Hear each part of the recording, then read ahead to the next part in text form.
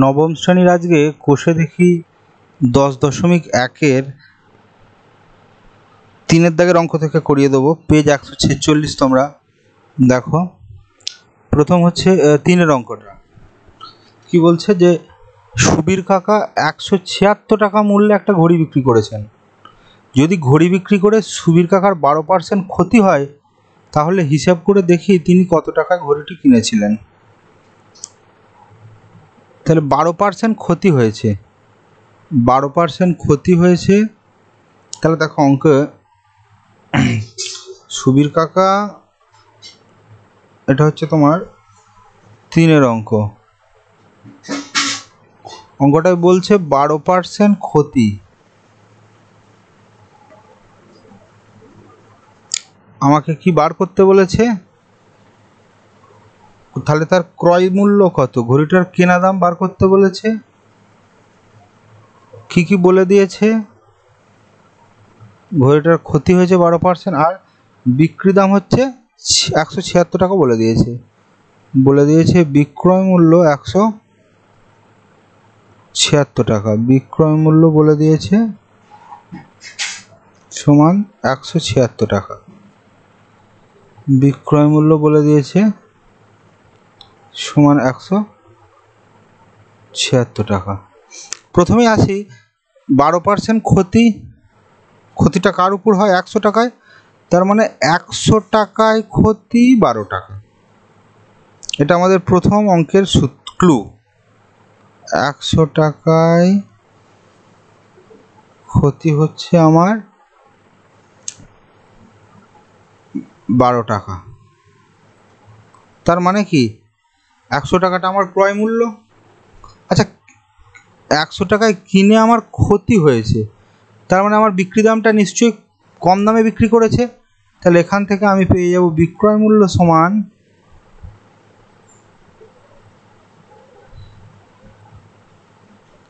100 minus 12 টাকা হবে নিশ্চয়ই। বিয়োগ করলে এটা পাবে 2 8 10 10, একটা মিলে 2 8 10, 88 টাকায় আমায়, তার মানে জিনিসটা আমার বিক্রয় মূল্য। এখন আমায় বার করতে হবে ক্রয় মূল্য।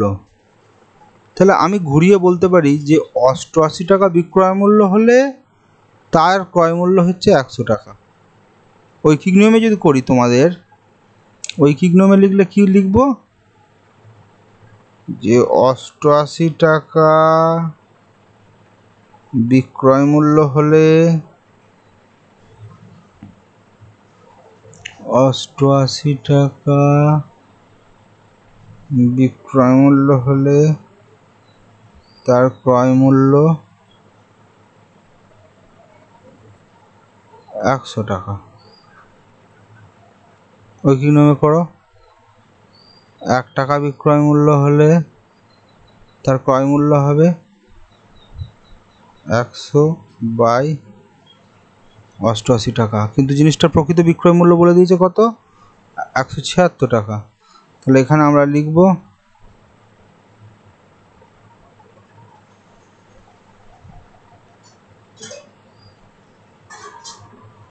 এটা 1 ছিল, এখানে লিখব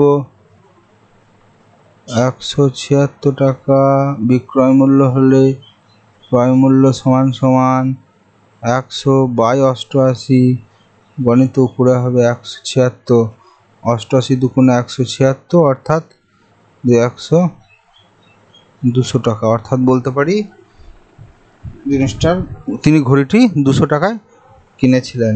তাহলে বলতে পারবো অতএব তিনি ঘড়িটি 200 টাকায় কিনেছিলেন। আনসার হয়ে গেল 3-এর অঙ্কটা। এবার আমি চলে যাব 4-এর অঙ্কে। 4-এর অঙ্কটা দেখো কি বলছে। আনোয়ারা বিবি 10টি লেবু 30 টাকায় কিনে প্রতি ডজন 42 টাকায় বিক্রি করলেন। হিসাব করে দেখি আনোয়ারা বিবি শতকরা কত লাভ বা ক্ষতি হলো। এখানে একটা দেখো হিন্টস বা সংকেত দিয়ে দিয়েছে একটি লেবুর ক্রয় মূল্য কত টাকা আর একটা লেবুর বিক্রয় মূল্য কত টাকা। তাহলে আমি এখান থেকে 10টা লেবুর 30 টাকায় কিনেছি, তাহলে একটা লেবুর দাম কত হবে বার করে নেবো, 3 টাকা। ঠিক একইভাবে বিক্রি করার সময় একটা লেবু ক টাকায় বিক্রি করছে এটা বার করে নেবো। তাহলে আমি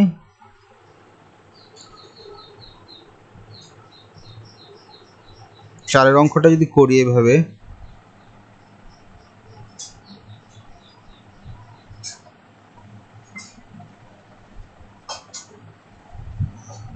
অঙ্কটায় বলে দিয়েছে 10টি লেবু 30 টাকায় কিনেছে,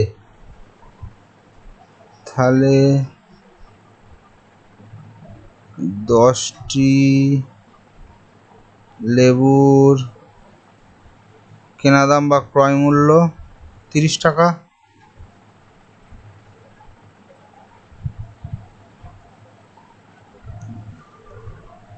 দশটি লেবুর ক্রয় মূল্য যদি 30 টাকা হয়,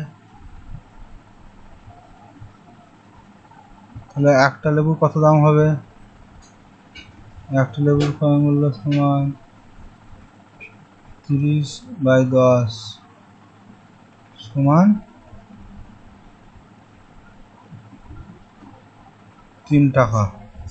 বিক্রি করার সময় কি করছে, 12টা লেবু বিক্রি করছে 42 টাকা, তাহলে একটা লেবুর বিক্রয় মূল্য কত, ঐকিক নিয়মে আর করবো। আচ্ছা ঐকিক নিয়মে করছি, দেখো এত না লিখলেও হবে। 12টি লেবুর বিক্রয় মূল্য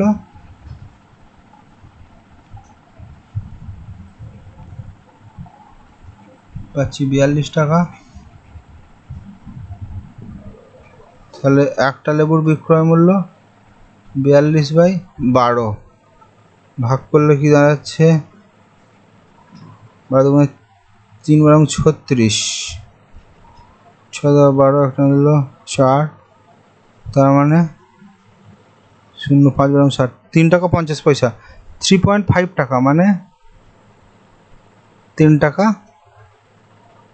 50 পয়সা। তাহলে একটা লেবু আমি 3 টাকায় কিনে 3 টাকা 50 পয়সা বা 3.5 টাকায় বিক্রি করছি, তাহলে অবশ্যই লাভ হবে। তাহলে লাভ কত,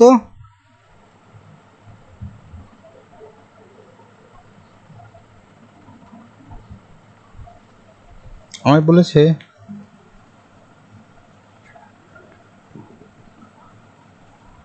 শতকরা লাভ।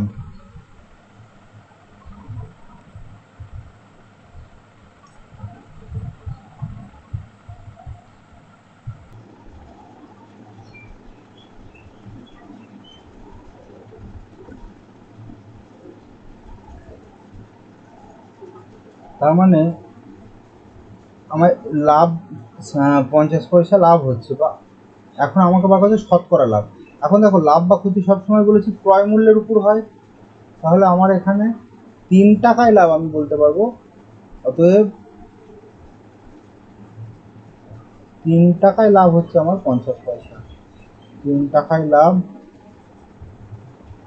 কত লাভ না, এটা বিক্রয় মূল্য এটা ক্রয় মূল্য, অর্থাৎ 0.5 টাকা, টাকাই করবে 0.5 টাকা মানে হাফ টাকা।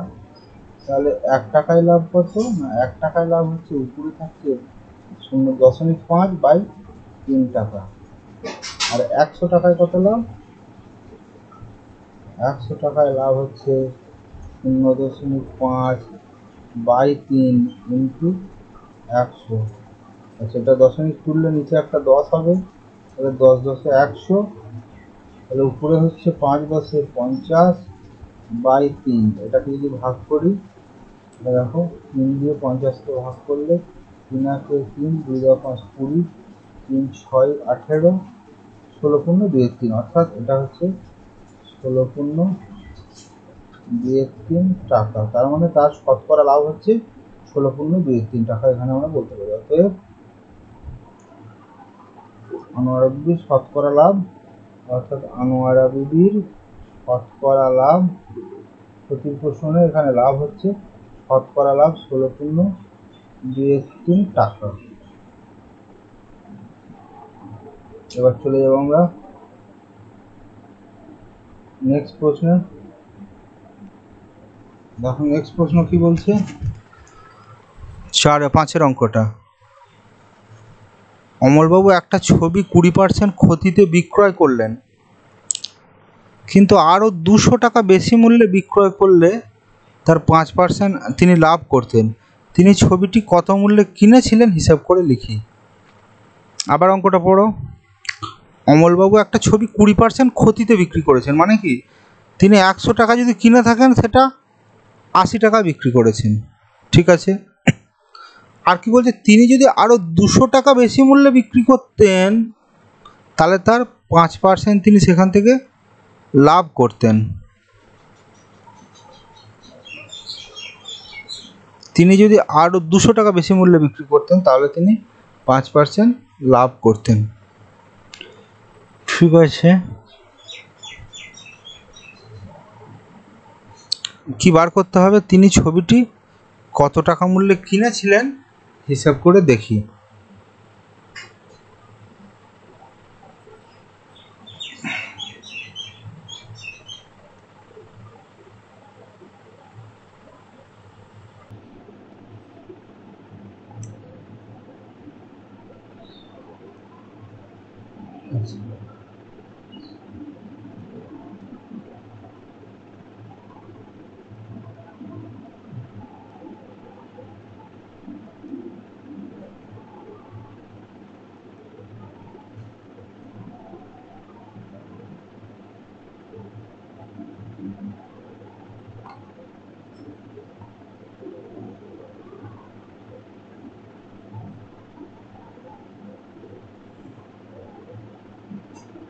তো 4-এর যে অঙ্কটা হচ্ছিল, 4 না 5-এর অঙ্কটা, 5-এর অঙ্কটা 20% ক্ষতিতে বিক্রয় করলেন। এবার দেখো এটাকে আমি দুভাবে করতে পারি, x দিয়ে করতে পারি অথবা 100 দিয়ে করতে পারি। আমি 100 দিয়ে ধরে তোমাদের দেখিয়ে দেবো পরে। অমলবাবু ছবিটা 20% ক্ষতিতে বিক্রি করেছে, তার মানে কি 5-এর অঙ্ক।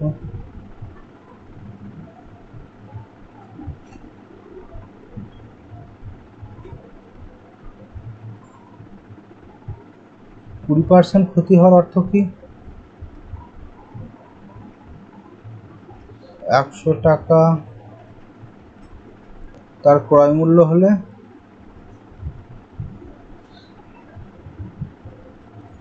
বিক্রয় মূল্য হবে কত,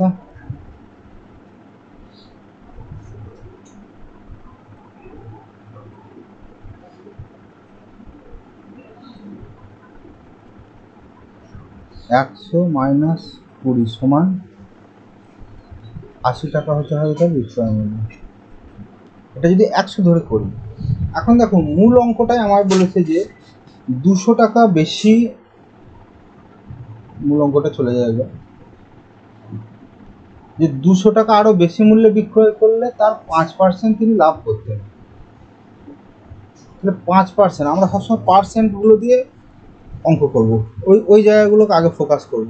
তাহলে আমায় 5% লাভ করতে হতো, এখন আমার ক্ষতি হয়েছে কিন্তু এইটাকে আমায় 5% লাভ করতে হবে। তাহলে 5% লাভ করতে হলে আমি সবসময় ক্রয় মূল্য 100 ধরে অঙ্ক করব। তাহলে ক্রয় মূল্যটা আমি 100 টাকা ধরেছি, দিয়ে আমাকে 5% লাভ করতে হবে। তাহলে আমায় বিক্রি করতে হবে কত দিয়ে, করতে হলে বিক্রয় মূল্য আমার হতে হবে কত, বিক্রয় মূল্য আমার হতে হবে 5% লাভ মানে কত, 100 টাকায় 5 টাকা লাভ করতে হবে, মানে 100 প্লাস 5 টাকা, মানে 105 টাকায় যদি আমি জিনিসটা বিক্রি করি, 100 সাপেক্ষে, কিন্তু এটা মাথায় রাখো, আমি ধরে নিয়েছি যে জিনিসটার ক্রয় মূল্য হচ্ছে 100 টাকা, অর্থাৎ 100 সাপেক্ষে আমায় এখন প্রথম ক্ষেত্রে 80 টাকায় বিক্রি করে তার 20% ক্ষতি হয়েছে, কিন্তু আমায় যদি 5% লাভ করতে হয় তাহলে 100 টাকা ক্রয় মূল্য হলে আমায় 105 টাকায় বিক্রি করতে হবে। এটা কিন্তু মূল অঙ্কে নয়, এটা আমি ধরে নিচ্ছি। তার মানে কি, আমায় এখন প্রথমবারে যে দামে বিক্রি করেছে, প্রথমবারে কত দামে বিক্রি করেছে, প্রথমবারে 80 টাকায় বিক্রি করেছে, তাতে আমার ক্ষতি হয়েছে, কিন্তু আমায় এই জিনিসটাই, এটা যদি আমায় 5% লাভ করতে হয় তাহলে আমাকে 105 টাকায় বিক্রি করতে হয়। তাহলে কত টাকা বেশি দিয়ে বিক্রি করতে হবে, 80 থেকে 105 যে পার্থক্য, অর্থাৎ 105 থেকে 80টা যদি বিয়োগ করি, যেটা হচ্ছে আমার 25 টাকা। অর্থাৎ এখন যা দামে বিক্রি করেছি তার থেকে যদি 25 টাকা দিয়ে বেশি দামে বিক্রি করি তাহলে 20% ক্ষতি হওয়ার বদলে আমার 5% লাভ হবে। এটা হচ্ছে মোদ্দা কথা, এইটুকুর মধ্যে পেলাম। কিন্তু এইটা যখন হচ্ছে তখন জিনিসটার প্রকৃত ক্রয় মূল্য ধরেছি কত? 100 টাকা। তার মানে আমরা কি বলতে পারি যে বর্তমানে যে দামে বিক্রি করেছি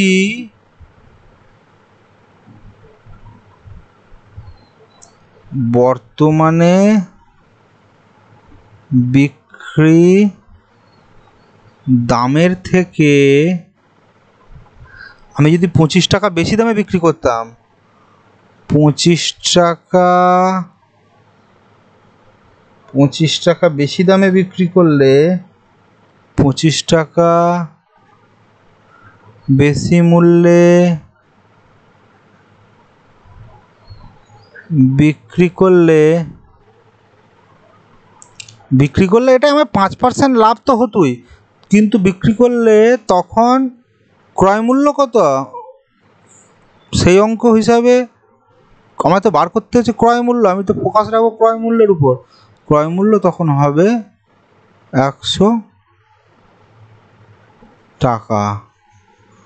তাহলে বর্তমান বিক্রি দামের থেকে 1 টাকা বেশি মূল্যে বিক্রি করলে আমার ক্রয় মূল্য হতো কত? 100/25 টাকা। তাহলে বর্তমানে বিক্রি দামের থেকে কত টাকায়? 200 টাকা বেশি মূল্যে বিক্রি করলে আমার ক্রয় মূল্য হতো 100/25 ইন্টু 200, 8×25 200, 8×1 800 টাকা। তার মানে জিনিসটার প্রকৃত ক্রয় মূল্য আমরা বলতে পারবো, অতএব বলতে পারবো ছবিটি তিনি 800 টাকা মূল্যে কিনেছিলেন। অতএব ছবিটির প্রকৃত ক্রয় মূল্য হচ্ছে 800 টাকা। আনসার। এই অঙ্কটা বীজগণিত দিয়ে একইভাবে করা যাবে, শুধু ক্যালকুলেশনটা বেশি। তখন আমরা কি করব দেখো, এই অঙ্কটা যদি বীজগণিত দিয়ে করা হয় তখন কিভাবে করতে হবে?